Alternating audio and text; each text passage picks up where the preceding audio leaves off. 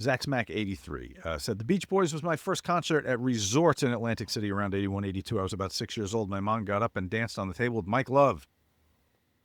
I listened to, they were playing an old interview with him on Stern this week, I guess because of his passing, and I listened to the Brian Wilson, not Mike Love. And really, everyone knows the public story of his challenges and his struggles, but further, the problems that created for the business of music. We don't think about the business often, but the struggles he had in business as a result of that were, like, for example, his father sold the rights to the the Beach Boys music behind his back. So it was kind of fascinating. So just piggybacking on that. I just watched a thing on Netflix. It's been on my like kind of to watch list. Have you seen the thing they did on Zeppelin? No, I see it on there though. That's something I want. Becoming Led Uh, Zeppelin, I think it's called, right? Fuck yeah, man. Good Yeah, and it's man, you just film or a series? it's a It's one. I think it's a one and done. Okay. I know that I watched it in a night.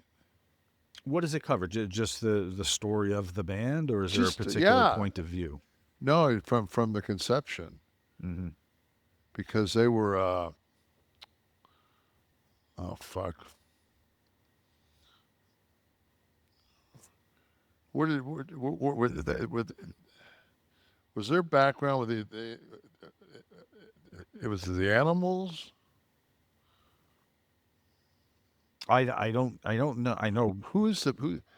Zeppelin's music. I don't know too much about their story. I know Bonzo was a fucking crazy good drummer. Um,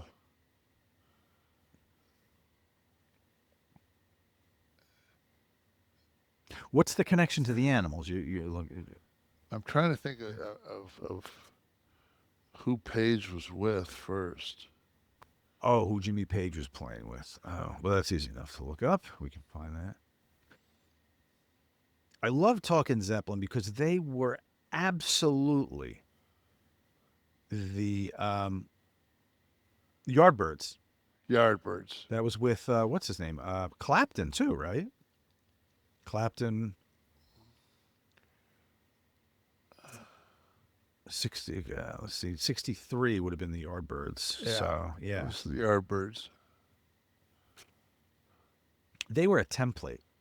Robert Plant was the template for the 70s and 80s rock singer. You could talk Yeah, David Lee Roth, Bret Michaels. I mean, you go right down the line. absolutely. So prototypical.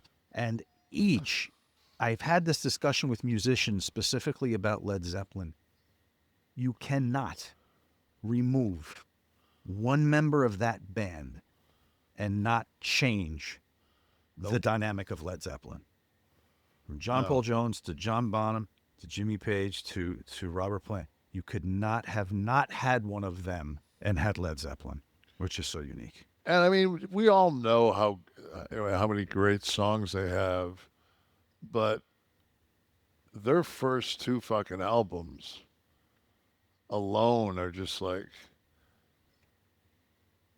And there's a part in the doc that talks and Page is talking about when he went in to edit Whole Lot of Mm-hmm. Love, Uh huh.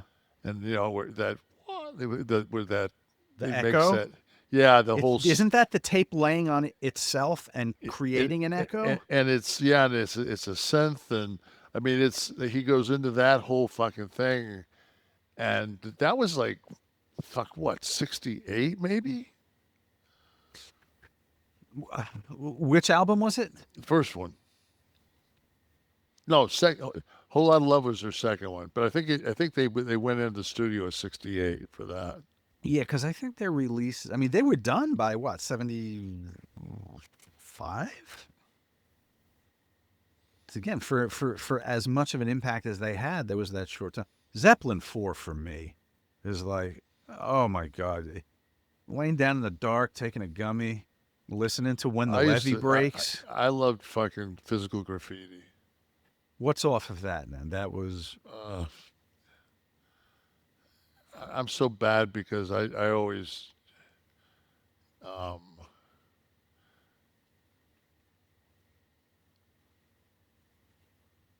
they were remarkable. yeah. Okay, so how's it the Holy the Rover? Great song. Trampled Underfoot. That was probably the biggest track off of that, right? Oh, Kashmir, Cashmere. Kashmir for sure. Yeah, actually, Kashmir then would have been. I don't know. I will check that out. I'm I eager to tell you, check that out. I had a couple of our Beverages? no, I had a couple Oh, of our sponsor. oh, Vias? Yes, a couple of vias the other day, and I'm playing with my new toy, the Sirius XM in my car, Mm-hmm. and it's just a stock stereo in it, but it sounds pretty good. Of course, cannabis always seems to make music sound so much better, Sure does. and fucking like they were. I was listening to classic vinyls, and out of nowhere they hit me with the time of the season with the zombies. Absolutely. It's the And time. but the thing is like not only do I know every like when a song starts, I'll know who the band is in 5 notes. I know the words to like every song in that era because that's the music my brother listened to. Mm-hmm. You know, that was, and my brother had Little Spirit in the Sky blasting in. oh he we I remember when Stevie Wonder in songs in the key of life. I think is the name of it. It was a double. For us, it was a double 8 track. But I mean, I just he was my brother was. It was either Columbia House where you got Oh, the cassette deal gimmick. well, we had 8 tracks. It was, you got like 12 for a 12, penny. 12 of them for 99 cents or yeah, 12 for a penny. And then after that, you had to buy so many. And, my brother always, he was always hustling and working and shit. So we always had fucking tunes. Mm-hmm. We always had vinyls going and 8 tracks going. And I'm sure I've said this on the show before, but like, our stereo was at our heads. And my brother's like, our beds were kind of in a L. So my brothers had like our heads were kind of together, but there was the piece of like my brother's bed went in, And your headboard would go up against and and his. and and my